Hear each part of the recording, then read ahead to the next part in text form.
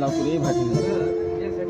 अगं तुझ्यासाठी घरदार आई बाप सोडले मी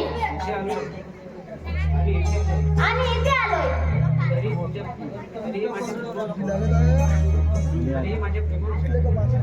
तरीही माझ्या प्रेमावर शंका घेतो ऋषी. अगं तू तर माझ्या जीवनात बरलेली एक तू वेल आहे आणि तुम्ही त्या वेलीला बहर देऊन तिचे जीवन फुलवणारे वटवृक्ष आहात. म्हणूनच तर वट पौर्णिमेच्या दिवशी प्रत्येक स्त्री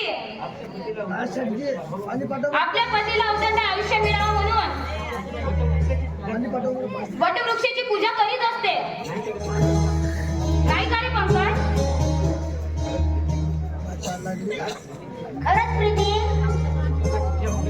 अगं तुझ्यामुळे माझ्या संसारात सोन्याचे दिवस आले ग.